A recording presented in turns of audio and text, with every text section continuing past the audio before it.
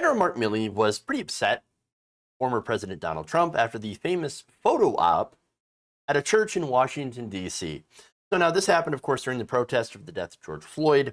Milley, then Defense Secretary Mark Esper, then Attorney General William Barr, and several others were summoned to the White House on June 1st, 2020, and told to line up shortly after Trump gave a Rose Garden speech threatening to deploy U.S. troops to go after anti-racism protests across the country. So now imagine being so racist that you have to go and attack anti-racism protests, 97% of which were peaceful. Or I'm sorry, was that 93%? Yeah, it was 93% peaceful. So now, during that and their walk, police cleared that park by using tear gas and pepper balls on peaceful protesters. Trump was then later photographed holding up a Bible outside of St. John's Episcopal Church. Yes, it is the church gassing photo op. Now, Esper, so the people that were with Trump were like, wait, what is this? I thought we were having like something official. Oh no, it's just a photo op. When Esper realized that he was participating in it, he reported suddenly feeling sick, according to the Washington Post's Bob Woodward and Robert Costa in their book, Peril. The quote from the book: while they were walking to the church, Esper turned to Milley, the chairman of the Joint Chiefs of Staff, and was quoted saying, quote, "We've been duped. We're being used." No kidding. Milley is said to have agreed and turned to his chief of staff and said, "This is fucked up, and this is a political event, and I'm out of here.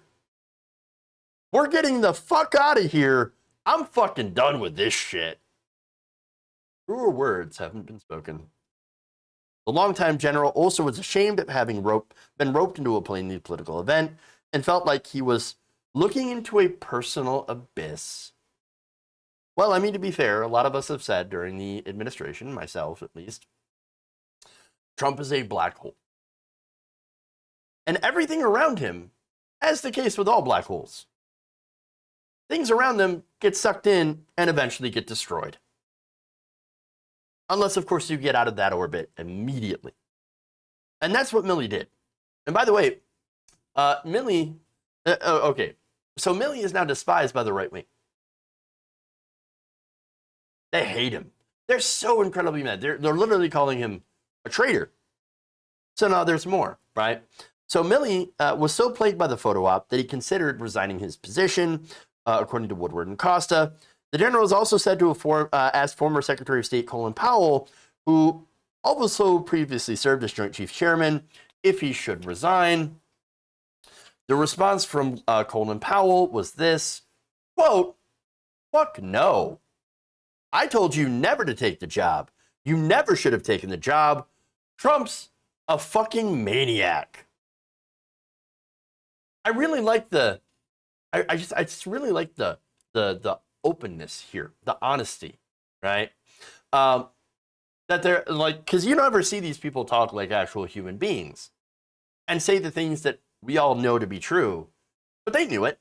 They knew it was true. Now, that's even more damning because when you think about it, right, the people in that administration all thought about this.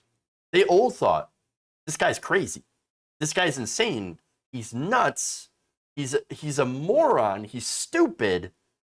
And yet, none of them, nobody in his orbit ever considered using, well, I shouldn't say ever considered, but they never used the 25th Amendment to get rid of him.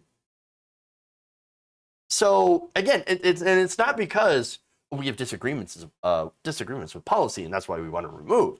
No, it's because he's mental and he has some serious problems. He is a maniac. So again, all of this should have been obvious on day one. I think we all knew this. Now, Milley did, of course, apologize later on at a keynote speech at the National Defense University's 2020 graduation ceremony on June 11th, calling this photo op a quote-unquote mistake.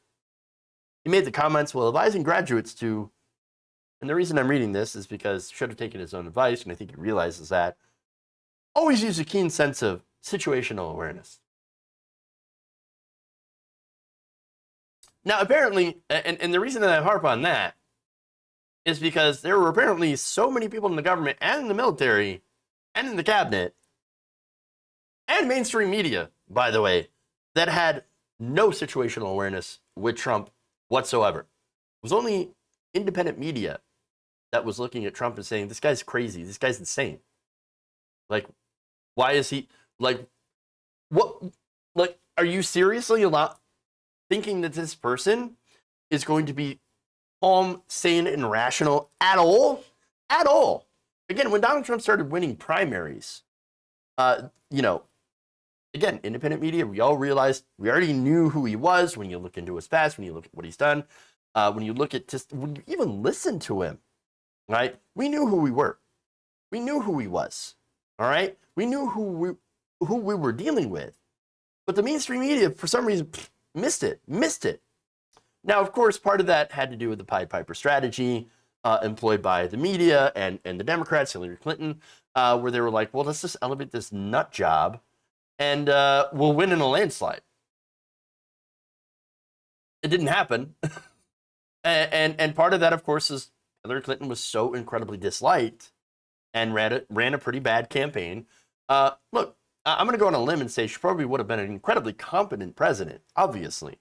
But terrible campaigner, not a good politician at all.